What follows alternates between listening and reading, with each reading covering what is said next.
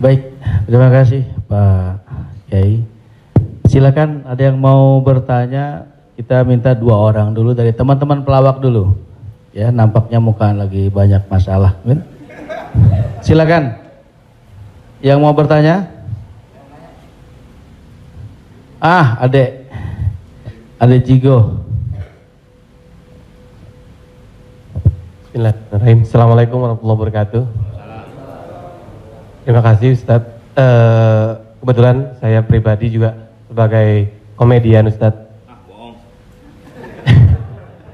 Dan mewakili teman-teman semua, kakak-kakak, abang-abang semua. Kita di panggung itu selalu menghibur. Namun ketika momen ada sesuatu yang harus kita keluarkan, kadang menjatuhkan orang. Mulai dari fisik, mencela dan lain-lain. Yang saya mau tanyakan, apakah dengan niat kita menghibur menjadi catatan, apakah menjadi catatan dosa untuk kita? Terima kasih Ustaz. Ada seorang ulama dipanggil Imam Abu Hatim, tapi kemudian di ujung namanya itu ditambahkan kata Al-Asam. Asam diambil dari kata summum, bukmun, umyun. Umyun buta, bukmun bisu, summun tuli, peka. Jadi Abu Hatim Al-Asam artinya Abu Hatim peka, tuli. Secara bahasa itu menjatuhkan orang. Siapa itu? Itu Abu Hatim peka, Abu Hatim tuli. Karena ada beberapa orang, ada Abu Hatim, yang ini Abu Hatim peka, tuli. Tapi kenapa nama itu tetap tersemat di belakang namanya? Dan tidak ada ulama yang melarang menggunakan peka itu di belakang namanya. Karena dia tidak merasa dijatuhkan dengan itu. Lalu kemudian itu pula tidak menjatuhkan dia di depan orang banyak. Apa sebab kronologis dia dipanggil Al-Asam? Dia seorang ulama. Suatu ketika dia sedang duduk, datang seorang anak gadis bertanya fatwa kepada dia. Saat anak gadis itu bertanya fatwa tentang hukum halal haram suatu masalah, mungkin karena wallahu alam bisawab atau saking groginya atau kentut anak gadis itu di depan dia. Dia ingin menjaga marwah, harkat, martabat anak gadis ini supaya jangan sampai merasa malu, maka dia diam, pura-pura nggak dengar. Akhirnya anak gadis itu nggak jadi malu, pulang dan dia cerita ke orang lain. Aku tadi mengalami begini dan aku kentut di depan Imam Abu Hatim. Terus apa komen dia? Ternyata Abu Hatim itu peka. Dipanggil orang Imam Abu Hatim Al-Asam, peka. Sampai akhirnya setelah anak gadis itu meninggal, Imam Abu Hatim Al-Asam panjang umurnya, meninggal anak gadis itu, barulah Abu Hatim mengatakan, aku sebetulnya enggak peka, hanya ingin menjaga kehormatan dirinya. Jadi kisah Abu Hatim Al-Asam dapat kita pahami 2 makna.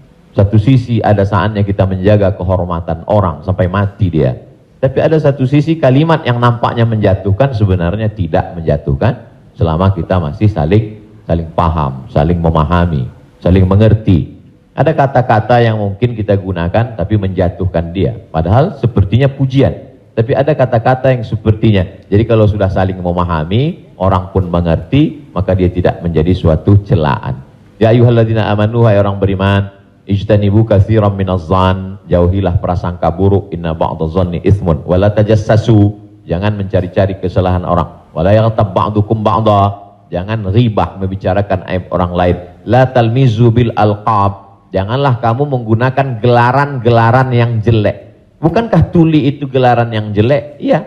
Tapi saat itu digunakannya bukan untuk menjatuhkan dan mereka saling memahami tentang hal itu. Wallahu a'lam bishawab. Baik Ustaz, satu pertanyaan seputar dunia entertain. Ketika orang memerankan misalnya, mohon maaf lahir batin, main film seks.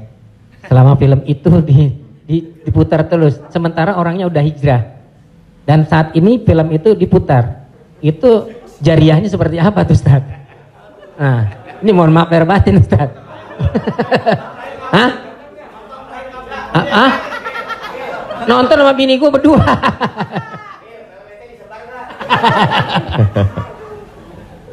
Man sanna fil islami sunnatan hasanatan, siapa yang membuat perbuatan yang baik, falahu ajruha, dia dapat pahalanya.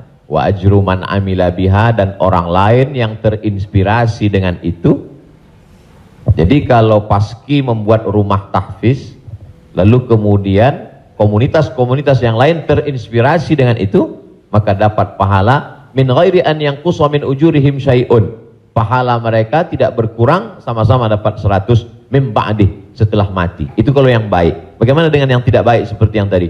Man sanna fil islami sunnatan sayyi'atan. Siapa yang membuat sesuatu yang tidak baik, falahu wizruha, dia dapat dosanya, wa wizru man amila biha, dan dosa orang lain yang melakukannya. Setiap ada terjadi pembunuhan di dunia ini, maka Kabil dapat royalti karena dia yang pertama kali melakukannya. Tapi Kabil tidak sempat taubat, tidak sempat hijrah. Jadi kalau ada yang sempat melakukan perbuatan jelek, dosa, saat dia taubat, dia buat konferensi pers. Saya sudah taubat, sudah mu'alaf kalau dia tidak Islam. Kalau dia sudah masuk Islam, saya sudah hijrah. Maka saya meminta kepada seluruh jamaah yang ada di dunia ini, yang masih menyimpan gambar, foto, video saya, tolonglah kalian delete, dan saya minta ampun kepada Allah Subhanahu wa taala. Lebih daripada itu sudah di luar kuasa dia. La yukallifullahu nafsan illa wus'aha. Allah tidak membebani orang lebih daripada usahanya. Ada seorang hamba berpesan di zaman Nabi SAW, nanti kalau aku mati, maka bakarlah jasadku, lalu campakkan debunya ke laut. Kenapa? Karena aku takut bertemu dengan Allah Subhanahu wa taala atas segala dosa-dosaku. Disampaikan kepada Allah Subhanahu wa taala. Kata Allah, aku ampuni hambaku itu karena masih ada rasa takut dalam hatinya. Makanya khotib naik ke atas mimbar, pesannya ittaqullah, takutlah kepada Allah. Kenapa kurban Habil diterima, kurban Kabil tidak diterima? La imbasatta ilayya yadaka litaqtulani, andai kau ambil batu besar untuk kau timpakan ke atas kepalaku, kata Habil, ma ana bibasiti yadiya ilaika liaqtulak, aku tidak akan membalas untuk membunuh wahai saudaraku. Kenapa? Inni akhafullah, aku takut kepada Allah Subhanahu wa taala. Saya yakin Mas, Abang yang berprofesi dalam dunia keartisan ini, apa yang membuat hijrah ini? Masih ada rasa takut di dalam hati. Rasa takut inilah yang kita pupuk bersama. Ada takut 5%, 5% kita jadikan menjadi sebuah komunitas, lalu kemudian kita jadikan sebuah amal nyata dalam kehidupan, disupport oleh Pak Prof dengan keluarga besar almarhumah, diberikan kesempatan untuk menuntut ilmu di Fakultas Hukum, di penyiaran Islam, maka dia menjadi gerakan yang luar biasa. Wallahu a'lam. Terima kasih. Selanjutnya ada adik Ginanjar Sukmana. Setelah itu Bang Atet Jakaria. Terima kasih Bang Tola, Topik Lala. Ustadz, tadi Ustadz cerita bahwa Rasulullah juga bergurau, tapi gurauannya itu tidak pernah berdusta, dan itu yang tidak boleh, kata Rasulullah. Sementara teman-teman pelawak, sadar atau tidak sadar, lawakannya itu banyak berdustanya juga Ustaz, cari-cari mengada-ada kan, karena memang tujuannya untuk membuat orang tertawa. Tapi kalau saya kan, maaf, saya bukan pelawak, saya peragawan Ustaz, jadi peragawan pakaian anak-anak. Jadi saya dengar dusta kan gitu ya, contohnya kayak tadi gitu, atau bopak umpamanya dia mengatakan dirinya ganteng, dia cerita bahwa banyak cewek yang suka sama dia, itu kan berdusta Ustaz. Iya kan, fitnah kan. Kita Willy enggak, tapi kalau soal ketampak jadi mohon dijelaskan kembali oleh Ustadz Abdul Somad batasan bagaimana di dalam melawak yang tidak boleh berdusta, sehingga kalau memang ternyata pelawak tidak boleh berdusta dalam melawakannya, mungkin saya sedang pikir-pikir dulu untuk melanjutkan profesi gini Ustaz. Saya takut masuk neraka. Terima kasih Ustaz Abdul Somad. Assalamualaikum warahmatullahi wabarakatuh. Ada saatnya kita berilustrasi, menceritakan suatu kisah. Jadi sebetulnya para penulis novel Islam pun dia sebenarnya kisah itu ada juga yang fiktif atau dicampur antara nyata bahkan Buya Hamka menulis kisah campuran antara tenggelamnya kapal Panderwick adalah campuran antara nyata dan fiksi. Apakah ketika orang bercerita tentang fiksi itu dia berdusta? Tidak. Jadi kita bisa bedakan itu antara orang memang betul-betul dia berdusta. Kemarin saya melakukan ini suatu, padahal cerita itu tidak ada. Beda dengan dia misalnya katakan, saya ini Ustadz seorang peragawan, tapi peragawan pakaian anak-anak. Tidak, Mas Ginanjar tidak sedang bercerita, kemarin di mall saya memperagakan pakaian anak-anak Pak Ustadz. Ketika saya pakai pakaian anak SMP, semua ketawa. Itu dusta. Tapi ketika dia katakan cerita awal tadi, semua orang tahu bahwa dia tidak sedang memperagakan pakaian anak-anak. Dia hanya sedang menunjukkan tentang dirinya. Secara sebenarnya di balik kalimat itu Mas Ginanjar sedang menjatuhkan dirinya di hadapan orang lain. Kan? Dan kita tertawa dengan dia menjatuhkan dirinya. Mohon maaf. Bahwa beliau mengatakan fisik saya seperti anak-anak dan saya andai pun menjadi peragawan hanya sesuai memperagakan pakaian anak-anak. Hari ini orang tidak menjatuhkan dirinya, dia menjatuhkan orang lain, menjatuhkan tokoh agama, menjatuhkan ustadz. Ada suatu kesalahan dalam cara dia berpikir. Bahwa beliau menjatuhkan dirinya, dia tidak usah. Karena dia sedang, tapi dia tidak sedang berbohong. Dia hanya sedang bercerita. Insya Allah penjelasan saya itu bisa dipahami. Yang tidak bisa itu adalah ketika orang seolah-olah dia bercerita, dia kemarin saya di sebuah cerita seakan-akan orang mengatakan dia nyata, padahal sebetulnya hanya bohong belaka supaya orang tertawa. Itu yang dilarang oleh Nabi Muhammad Shallallahu Alaihi Wasallam. Wallahu a'lam. Baik, Assalamualaikum warahmatullahi wabarakatuh. Nama saya Ted Zakaria Ustadz. Saya pernah ketemu Ustadz di Airport waktu itu mau berangkat umroh. Yang saya ingin mohon penjelasan dari Ustadz. Sekarang ini banyak pelawak-pelawak yang ikut ceramah juga. Pelawak sekarang ini dibutuhkan di mana-mana buat ikut ceramah. Padahal kalau kita lihat pelawak itu kemampuannya sangat minim, bahkan sudah menjual dengan harga yang mahal. Mohon penjelasannya Pak Ustadz, di mana bolehkah seorang pelawak itu melucu atau melawak di dalam satu ceramah? Nah, kita lihat yang namanya pelawak ini sekarang menjadi daya tarik sebelum ustadznya yang asli itu datang. Saya sendiri umpamanya berapa kali ngikut Raja Dangdut kemana, saya jadi bemper biasa di depan, tapi saya mengingat bahwa ilmu saya belum sampai ke situ, tapi saya memaksakan diri untuk menarik. Saya sadar bahwa ilmu saya belum seberapa untuk ke masyarakat yang penuh itu. Mohon penjelasannya Ustaz. Terima kasih. Assalamualaikum warahmatullahi wabarakatuh. Waalaikumsalam warahmatullahi wabarakatuh. Bedakan antara da'i dengan alim fatwa. Da'i dia mengajak orang ke jalan Allah. Sedangkan alim yang mengeluarkan fatwa, dia adalah orang yang berijtihad. Apakah dia berijtihad sendiri mengambil dari Quran, sunnah, ijma', qiyas, syar'u man qablana, saddu zara'i, qaulus sahabi, istihsan, istishab urf, atau dia membaca fatwa ulama lalu dia sampaikan dengan kemampuan dia baca kitab kuning. Jadi jangan kita pukul rata. Jadi jangan nanti ketika ada di antara sahabat-sahabat dari Paski mengajak orang sholat, ngajak puasa sunat, lalu kemudian di antara kita, ngapain ente ngajak-ngajak saya sholat? Ente kan bukan ustadz. Padahal mengajak orang berbuat baik adalah kewajiban kita semua. Nahnu du'an qabla kulli syai'. Sebelum jadi apapun, tugas utama kita adalah mengajak orang berbuat baik. Kuntum khaira ummah, kalian umat yang terbaik.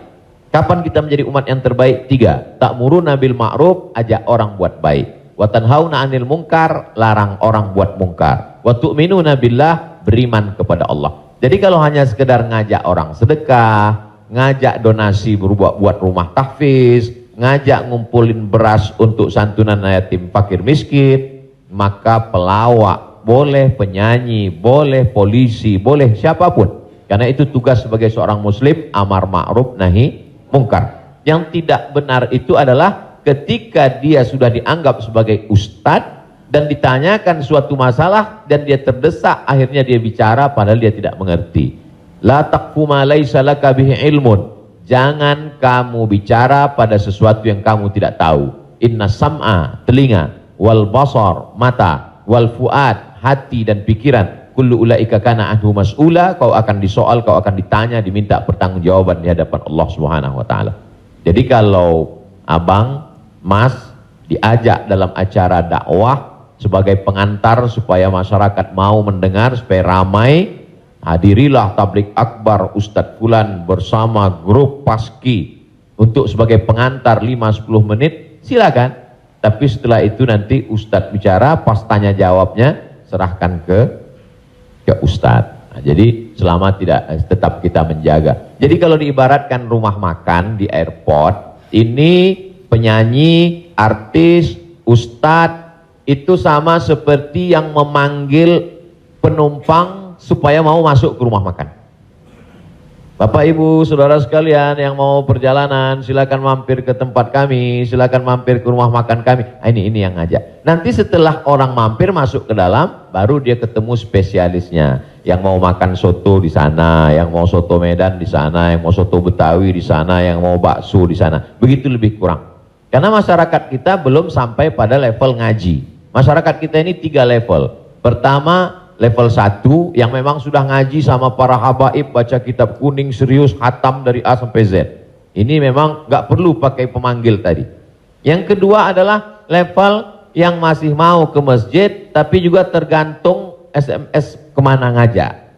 Ngaji oke, kesini pun oke. Ini yang level 2. Yang level 3, ngelihat masjid pun masih takut. Makanya saya kalau tablik akbar pengajian ke daerah, itu saya bagi 3. Ada pengajian yang saya memang nggak mau di masjid, saya pengajiannya maunya di lapangan sepak bola, di stadion, supaya sampai ke grassroots. Ada level 3 yang belum mau ke masjid. Saya terus terang Ustadz, ke masjid ini trauma. Beberapa teman saya ke masjid ninggal. Nah, jadi yang level ini masih mau, masih bercampur. Jadi kalau ada orang yang ngejek, apa itu dakwah, apa itu pengajian, apa itu, kenapa melibatkan artis? Ini salah satu cara. Jadi Wali Songo dulu tidak bisa Wali Songo datang ujuk-ujuk langsung baca kitab kuning, nggak bisa. Makanya mereka buat solawatan. Dia tahu tradisi orang Jawa pukul gending pakai wayang, maka dia buat cara wayang. Dia pakai wayang. Jadi sekarang kalau mampu buat film pendek atau melibatkan artis, video tanya jawab saya dengan pertanyaan yang sama, dengan jawaban yang sama, tapi dengan pengantar artis berbeda viewernya. Yang ngasih tahu penonton. Ustadz coba Ustadz lihat ini. Ini dengan musyawarah sekian penontonnya. Tapi ketika Ustadz di masjid dengan jamaah sekian penontonnya. Artinya apa? Dakwah bisa sampai melalui lisan sahabat-sahabat, kawan-kawan. Jadi pakai kesempatan ini untuk mengajak orang lebih banyak ke jalan Allah Subhanahu wa taala. Wallahu a'lam. Barakallah.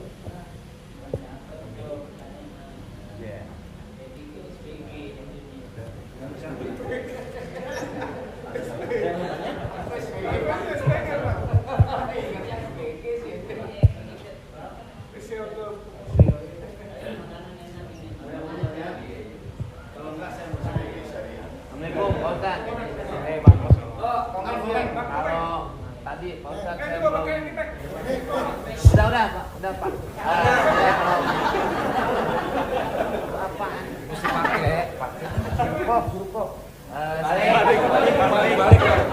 Saya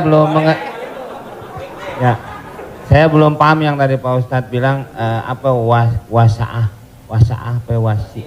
Oh, lo jangan nyampur. Agama lo beda lo. Wasaah sambil bercanda apa tadi gitu. Pak Ustadz lupa ya, nanti saya jelasin lagi. Apa tadi? Wasaah kalau nggak salah.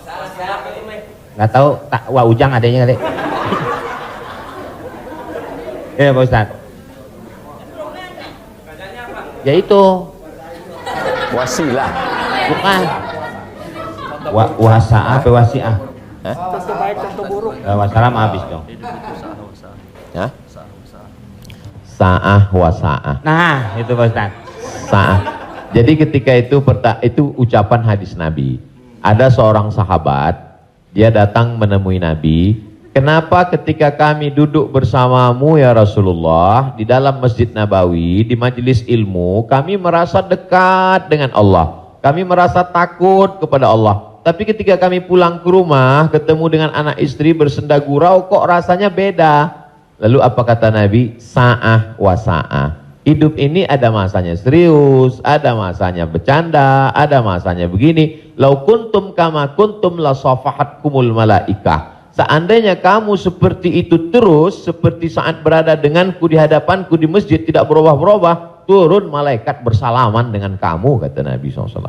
Jadi sahabat itu pun mengalami seperti yang kita alami dan kekhawatiran seperti kekhawatiran kita. Ketika kita duduk dengan Habib, dengan Ustadz di masjid, dengan Kiai, dengan Tuan Guru, terasa begitu full iman. Tapi begitu pulang ke rumah, kok begitu ya? Rasa yang kita rasakan sekarang dirasakan juga sahabat Nabi dulu, dan mereka tanya, kata Nabi nggak salah. Karena hidup ini ada sa'ah wa sa'ah. Sa'ah artinya bahasa Indonesianya saat. Semua ada saatnya, semua ada masanya. Selama tidak kita katakan, kamu kok mabuk kemarin? Semua ada saatnya. Ada saatnya mabuk, ada saatnya. Allah.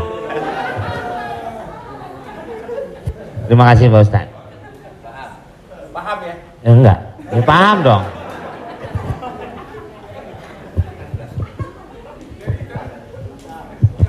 Mungkin dari sini ada. Tapi satu lagi pertanyaan, saya mau nanya. Pak Ustadz, ini masalah saya pribadi. Jadi saya ya ada masukan juga ketika hukum riba. Mobil itu ya, ini umum ya kan. Jadi mobil kita jual, kemudian kita coba berusaha cash. Saya untuk menghilangi kredit. Nah, saya mau tanya, ini juga amanat dari keluarga saya. Dipastikan lagi. Boleh nggak, Kiai, kita kredit mobil? Padahal ini menjadi hal penting bagi saya untuk mobilisasi kemana gitu. Saya punya anak kan baru kelar UIN. Jadi ini saya lagi diceramai gitu. Papa sudah lah Pak, jual Pak. Kita nggak usah dibeli, lillahi ta'ala aja. Ya saya bilang ini lillahi ta'ala agak susah nak, dia bilang gitu. Tapi ini real, saya jual, saya mencoba untuk beli cash, nungguin cash lama. Jadi jangan suka buka aib orang, Mbak.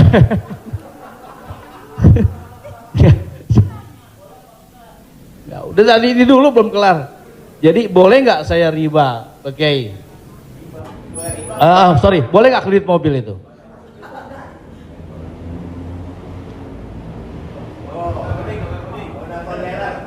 Alhamdulillah CRV jadi baru gue.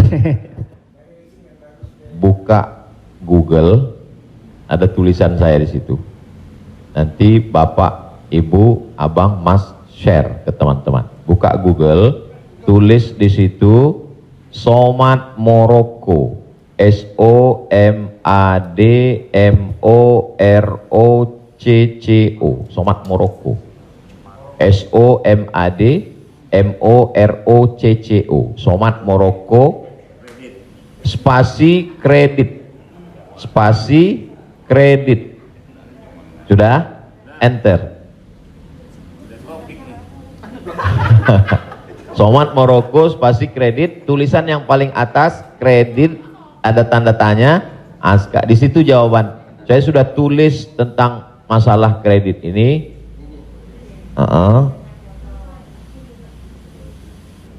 Di situ.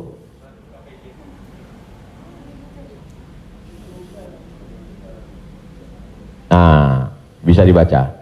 Bisa bahasa Arab, Ustaz. Ada terjemah Mas Komeng, terjemah di bawah.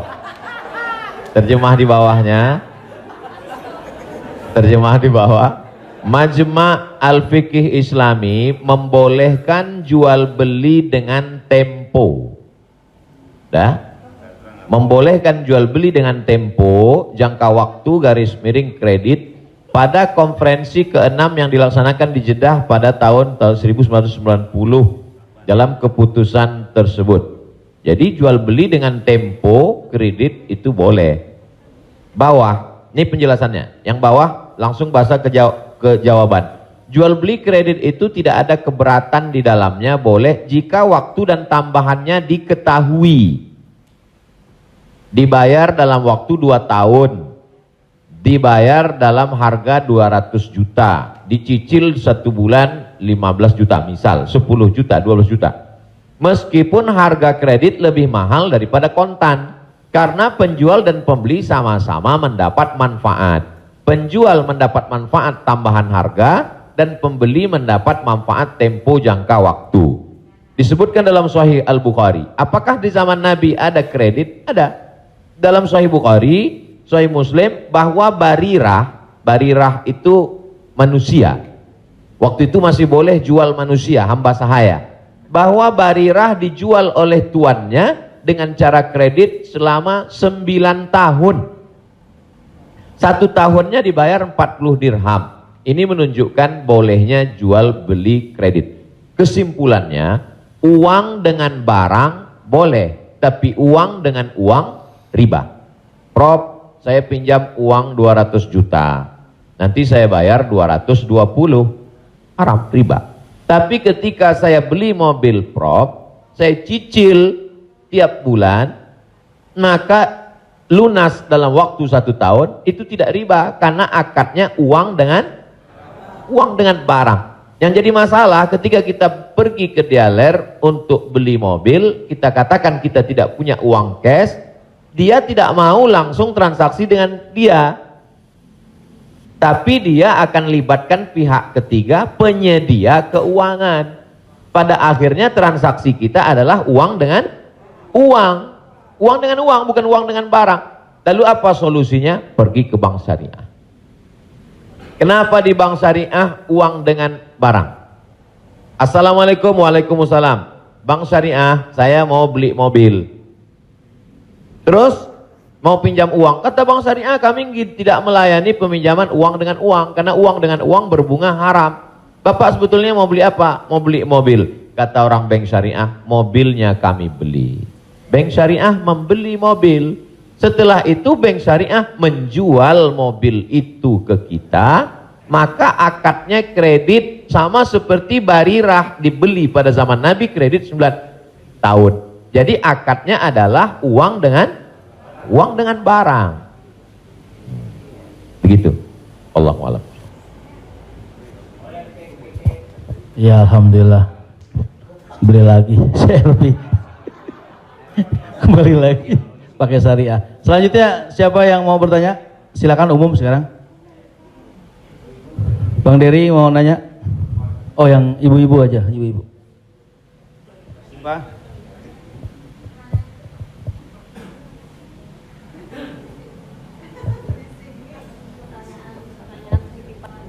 Jadi Ustadz, mohon maaf Ustadz, tadi di garis bawahin lagi. Jadi artinya leasingnya yang nggak boleh ya Ustadz. Misalnya kita beli kepada dealer mobil, kita bercicil kepada yang punya dealernya boleh. Tapi kalau kita minta dari kayak sekarang banyak perusahaan-perusahaan leasing, itu yang tidak boleh. Maksudnya itu Ustadz.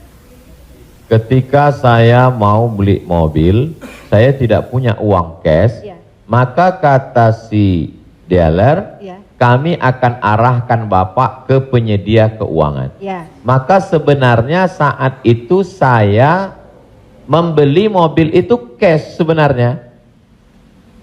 Karena dealer tidak mau dia barang ini tidak cash.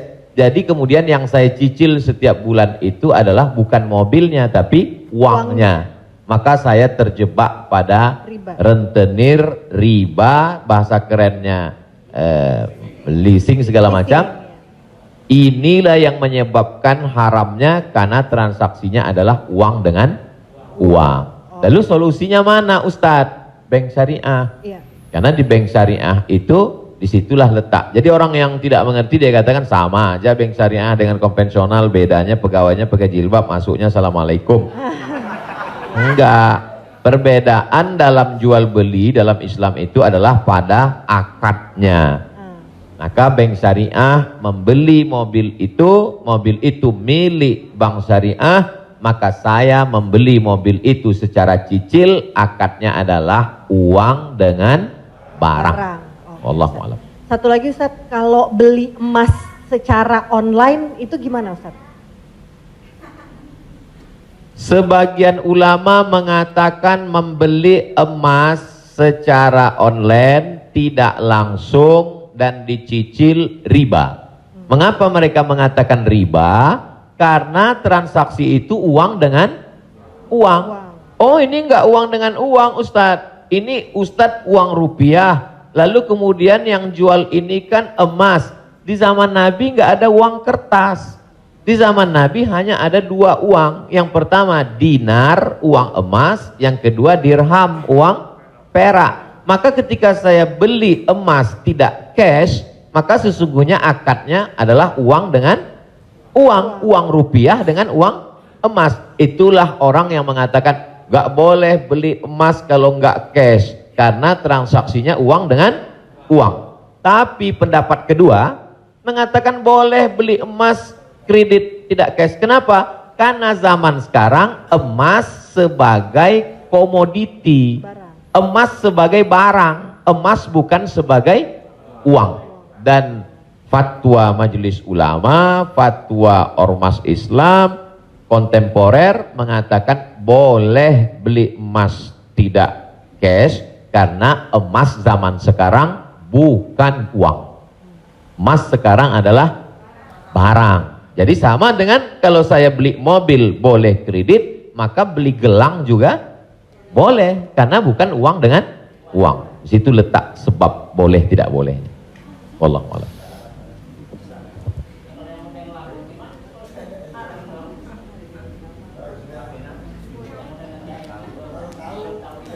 Yang sudah banyak-banyak taubat nasuha, sholat sunat, istighfar.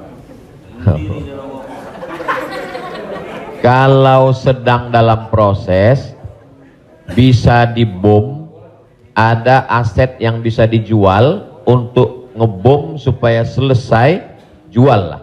Tapi kalau ini aset pokok tidak boleh jual rumah karena rumah pokok, sama seperti makan. Ini kalau saya jual aset ini saya bom meledak semua Ustadz. Ini Hiroshima Nagasaki hancur semua. Maka nggak boleh. Azam tekad dalam hati, saya mencari nafkah, saya lunasi sampai habis, nanti setelah ini saya tobat berhenti. Tapi kalau bisa jual satu petak ini lalu ditutup ini, lakukanlah untuk melepaskan diri dari riba. Karena riba itu 5 ancamannya. Yang pertama, alladzina ya'kuluna riba la yaqumuna illa kama yaqumul ladzi yatakhabbathu syaitanu minal mas. Orang yang makan riba nanti bangun bangkit dari kubur ketika di padang mahsyar seperti orang kerasukan setan. Yang kedua, ayyuma lahmin nabata min haramin fannaru aulabih. Setiap daging di badan tumbuh dari yang haram, maka tempatnya api neraka jahanam. Yang ketiga, orang kalau dia makan haram, maka doanya tidak dikabulkan Allah. Mat'amuhu haram, makanannya haram. Mashrabuhu haram, minumannya haram. Malbasuhu haram, pakaiannya haram. Wa ghuziya bil haram, dia diberi makanan haram. Anna yustajabulah, apakah mungkin doanya dikabulkan Allah? Yang ketiga, yang keempat, nasiyatin kazibatin khati'ah. Ubun-ubun, penipu, pembohong, pelaku dosa. Padahal yang berdosa itu tangan, yang berdosa itu mulut. Kenapa dikatakan ubun-ubun? Karena ternyata ada otak bagian depan yang selalu kita usap ketika sedang wudu. Disitulah pemikir. Otak ini berpikir ketika dia dapat semprotan darah. Darah itu menyembur dari jantung. Darah itu dari makanan. Sepiring makanan riba berubah menjadi setetes darah, disemburkan oleh jantung naik ke otak, isi otak haram, maka bawaannya mau haram saja. Gara-gara riba. Heran saya ini Pak Ustadz, kenapa pikiran saya ini mau haram saja? Sebabnya gara-gara makan riba. Yang terakhir, yang kelima adalah tidak ada keberkahan. Hidup ini yang kita cari berkahnya. Makanya ketika anak lahir yang didoakan berkah. Barakallahu laka fil mauhub. Ketika orang menikah yang didoakan berkah. Barakallahu lakuma wa baraka alaikuma. Ketika ketemu yang didoakan berkah. Assalamualaikum warahmatullahi wabarakatuh. Ketika makan yang diminta berkah. Allahumma barik lana. Wallahu a'lam.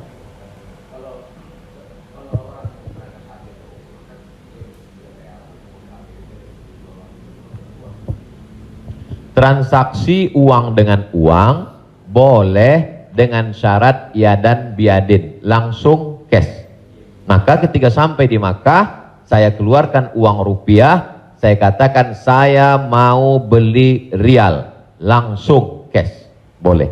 Begitu juga membeli dolar. Saya sampai ke Maroko, saya beli dirham. Maka pemerintah Saudi Arabia tidak akan bisa mengizinkan buka money changer, uang, pertukaran uang ini kalau tidak ada fatwa dari ulama. Mereka amat sangat ketat. Jadi boleh tukar ini selama dia langsung dan cash di tempat itu, langsung jadi. Wallahu a'lam. Ustaz, saya Assalamualaikum. Ustaz, saya mau nanya Ustaz, berkaitan dengan kredit tadi, ada juga selain kredit namanya gadai Ustaz. Gadai. Tahu gadai Ustaz ya? Kalau nggak tahu saya jelasin. Biasanya zaman sekarang gini Ustaz. Orang punya kendaraan, kemudian karena nggak punya uang digadaikan mobilnya misalnya Ustaz, sama orang itu. Itu termasuk itu riba atau gimana? Kalau gadai seperti itu. Imam yang paling tua di antara imam yang 4 itu namanya Imam Hanafi. Meninggal tahun 150 Hijrah. Suatu ketika dia berdiri di depan rumah orang. Ada panas terik, dia berdiri di depan rumah orang. Padahal di depan rumah itu ada atapnya dan ada pohon kayu.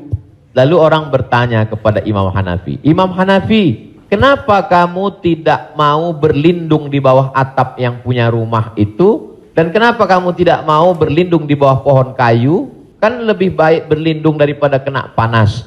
Apa kata dia? Saya meminjamkan uang pada orang ini dengan sistem gadai, maka saya tidak mau mengambil keuntungan dari dia. Ayyuma lahmin kullu qardin jarra naf'an fahuwa riba. Setiap gadai pinjaman kalau kita ambil manfaat maka itu berarti riba. Tidak mau bernaung di bawah atap rumahnya karena itu dianggap sebagai manfaat. Jadi manfaat tidak hanya sebagai uang tapi juga manfaat sampai sekecil itu dia menjaga dirinya. Jadi gadai dalam Islam hukumnya boleh tapi jangan ambil manfaat dari gadai. Yang terjadi sekarang adalah orang mengambil manfaat dari gadai. Saya punya uang. Lalu kemudian ada orang mau pinjam uang. Saya tidak percaya dengan dia.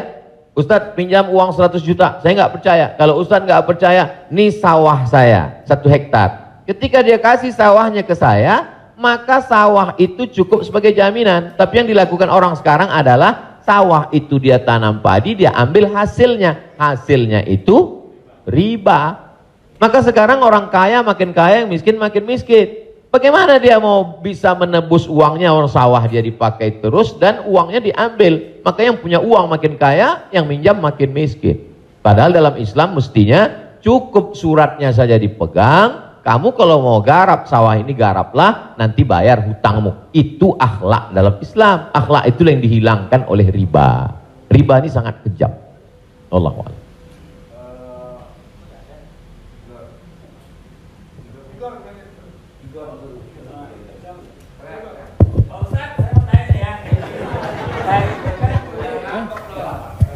Pak Ustadz, Assalamualaikum. Assalamualaikum warahmatullahi wabarakatuh Pak Ustadz. Saya ini pernah Islam, balik ke Kristen, balik lagi ke Islam lagi. Itu gimana itu ceritanya Pak Ustadz?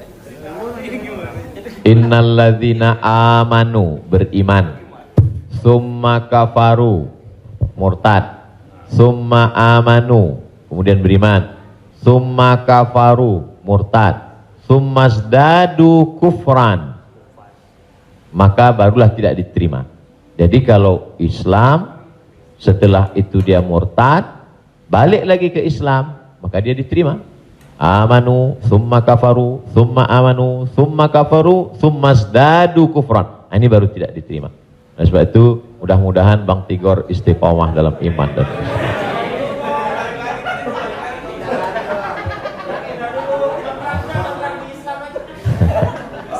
Agama lu kayak angkos bolak-balik.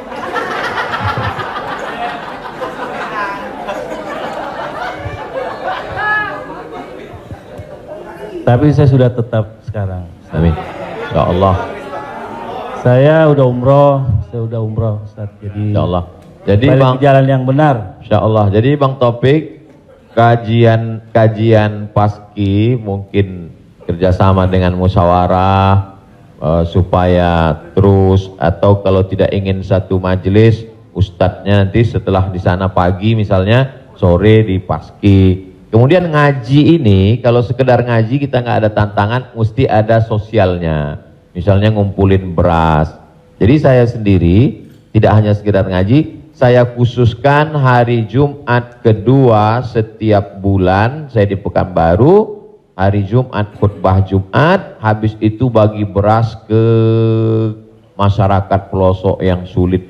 Lalu siapa yang menjadi relawannya?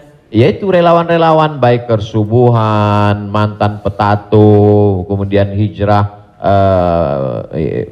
pemuda hijrah. Karena kalau cuma ngaji, orang tidak ada tantangannya. Jadi saya ingin ke depan paski ngaji, kemudian ada gerakan dakwah, kemudian ada gerakan sosial, buat rumah tahfiz, lalu kemudian tidak hanya uang dari komunitas saja, buat yayasan, kami membuka rumah tahfiz gratis untuk yatim dan segala macam, kirim ke nomor rekening berikut ini, pasang pancingnya, Allah Ta'ala memberikan. Belajar kita dari yang dilakukan oleh almarhumah, 250 yatim 40 tahun, Prof. 43 tahun bisa tidak putus. Inspirasi. Jadi kalau mau, maka kita bisa ikuti jejak. Sehingga kita, jadi kelanjutan itu, maka Bang Tigor dan abang yang lain, dia akan terpacu terus untuk datang setiap kajian pekanan, lalu kemudian memperbaiki tahsin bacaan Qur'annya, lalu kemudian meluruskan kajiannya, kemudian ada konsultasi dengan ustadz, tanya jawab dan lain sebagainya. Wallahu a'lam.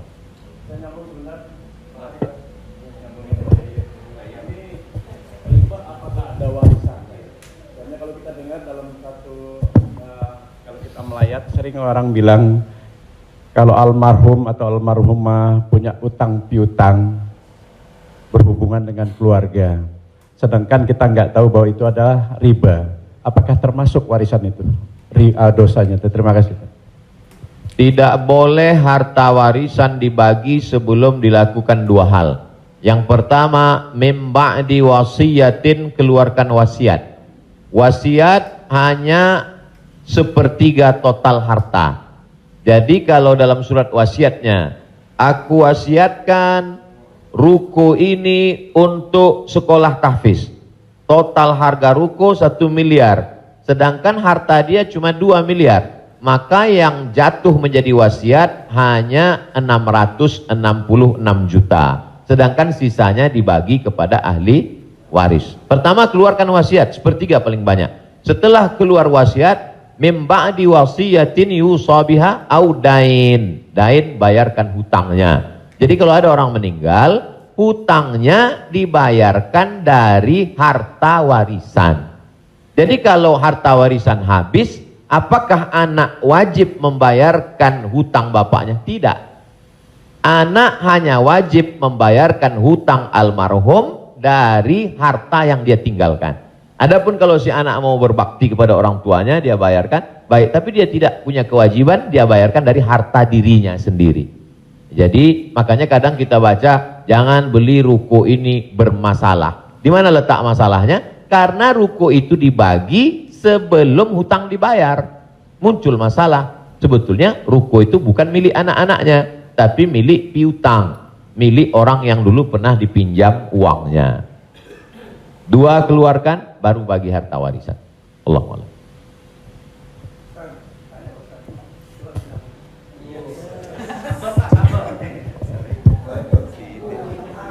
Terima kasih Pak Ustadz. Saya mau tanya tentang peminjaman uang.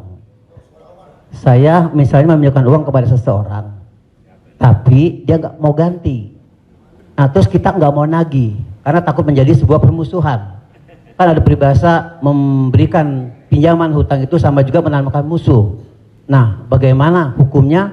Apakah ini harus ditagih sama kita ataukah dibiarkan? Terima kasih Pak Ustadz. Assalamualaikum warahmatullahi wabarakatuh. Waalaikumsalam. Ayat yang paling panjang dalam Al-Quran, 1 halaman penuh, Al-Baqarah 282. Bukan tentang haji, bukan tentang puasa, tapi tentang perjanjian hutang piutang. Ya ayyuhalladzina amanu, hai orang beriman, idza tadayantum bidainin, kalau kamu menjalin transaksi hutang piutang ila ajalim musamma, sampai batas waktu limit tertentu, faktubuh, tulislah. Wal yaktub bainakum katibun bil adli, hendaklah ada seorang penulis yang menulis dengan adil. Wastashhidu syahidaini min rijalikum, ada 2 orang saksi. Antadil, kalau tidak ada 2 orang laki-laki, wa maraat, 1 orang perempuan, wa maraatani, 2 orang perempuan, antadilla ihdahuma fatudzakkira ihdahumal ukhra. Sedetil itu dalam Al-Qur'an. Jadi kalau saya menagih hutang, sesungguhnya bukan saya sedang mencari musuh, tapi menyelamatkan dia supaya dia dan anak cucunya jangan sampai makan haram. Kalau dia tidak sanggup, ayat yang kedua, fanaziratun ila maisarah, kasih sampai batas waktu dia lapang. Kamu bisa bayar kapan? Insya Allah 1 Mei Pak Ustadz. Tahun berapa? Tahun 2022. Oke, insya Allah Mei 2022 lapang. Tidak juga dia sanggup membayar, lebih banyak minyak kita nagih daripada uang yang mau ditagih. Masuk ayat ketiga. Wa antasaddaqu khairul lakum, kamu sedekahkan lebih baik. Aku sudah capek, asam uratku naik, asam lambungku kumat, kau ambil aja lah ini. Wa antasaddaqu khairul lakum, kau sedekahkan lebih baik. Yang menghafal ayat ini yang memberi pinjaman, bukan yang minjam. Sekarang yang menghafal ayat ini yang minjam. Ketika kita tagih, kapan kau bayar? Dibilangnya, wa antasaddaqu khairul lakum, kalau kau sedekahkan lebih baik. Allahu akbar.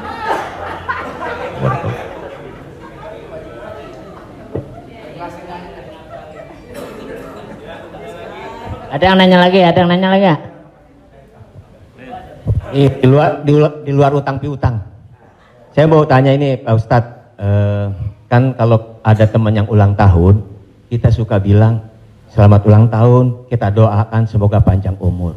Sementara yang namanya ajal tidak bisa meleset 1 detik, tidak boleh kurang dari 1 detik, tidak boleh lebih dari 1 detik. Lalu bagaimana kita percuma kita berdoa seperti itu dong Ustadz? Iya kan? Ya itu, enggak ya? Terima kasih Ustadz. Man ahabba ayyubsatalahu fi rizqihi, siapa yang mau dilapangkan rezekinya, wa yunsa'alahu fi atharihi, mau dipanjangkan umurnya, falyasil rahimahu, hendaklah dia menyambung tali silaturahim. Katanya dengan silaturahim umur bertambah. Padahal dalam ayat Quran, idza jaa ajaluhum, kalau ajal sudah sampai, la yastakhiruna sa'atan, tak bisa ditunda walau sesaat, wa la yastaqdimun, tidak bisa dimajukan walau saat. Apakah kontradiktif antara ayat dengan hadis dengan doa dari Mas Dery bahwa umur bisa bertambah? Tidak kontradiktif. Lalu yang kontradiktif itu apa? Pemahaman kita. Dijawab oleh Syekh Muhammad Mutawalli Asy'arawi, ulama besar dari Al-Azhar Kairo Mesir. Nama kitabnya Fatawa Al-Kubra, fatwa-fatwa besar, bahwa umur tidak ditambah, tapi doa panjang umur dan bersilaturahim panjang umur itu maksudnya kualitas umurnya bertambah. Ada orang yang umurnya 40 tahun tapi hafal Quran, berzikir, diisi dengan wakaf, infak, sedekah. Ada 40 rumah warung jatuh mati. Jadi yang dimaksud kita doakan Semoga Mas Dery dan semua paski kita semua panjang umur. Maksudnya umurnya berkualitas, berisi. Itu. Wallahu a'lam. Boleh? Ya. Gimana?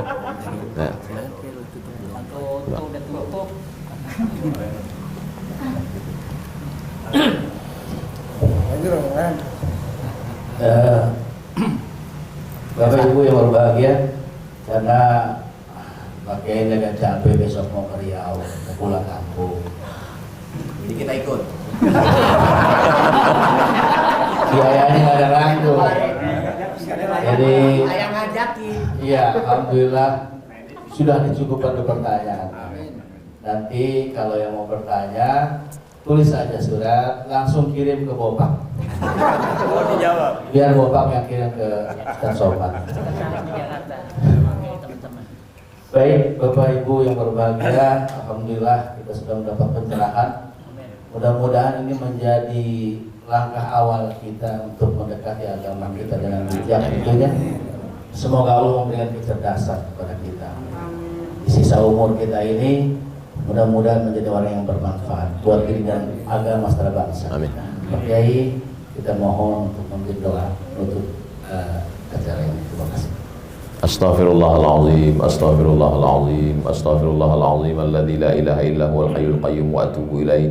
A'udzu billahi minasyaitonir rajim. Bismillahirrahmanirrahim. Alhamdulillahirabbil alamin, arrahmanir rahim, maliki yaumiddin. Iyyaka na'budu wa iyyaka nasta'in. Ihdinas siratal mustaqim, siratal ladzina an'amta 'alaihim ghairil maghdubi 'alaihim waladdallin. Amin. Allahumma shalli ala sayidina Muhammad wa ala ali sayidina Muhammad.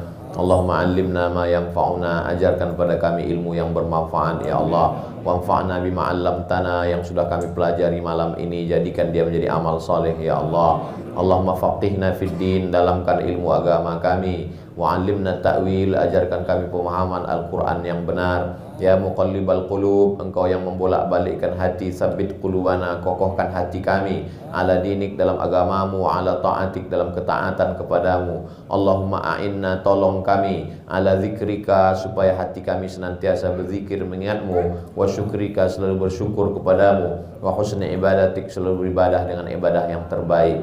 La tada'lana zamban illa ghafartah, wa la aiban illa satarta. Aib cacat kami banyak, tutupi dari hadapan manusia, dan tutupi pula ketika kami menghadapmu nanti ya Allah. Wala maridhan illa syafaitah, ada saudara kami yang sakit, angkat penyakitnya, sehatkan ya Allah.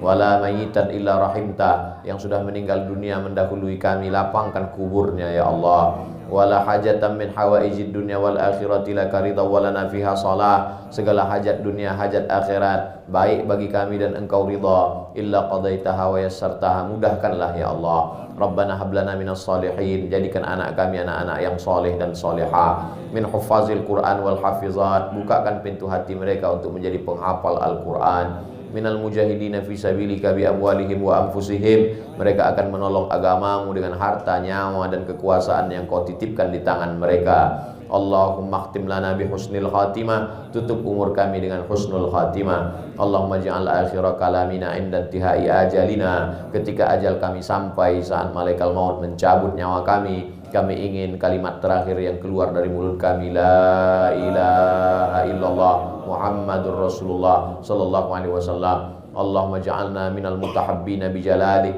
sebagaimana hari ini kami berkumpul berkasih sayang karena engkau, maka kumpulkanlah kami di surga bersama Nabi Muhammad sallallahu alaihi wasallam.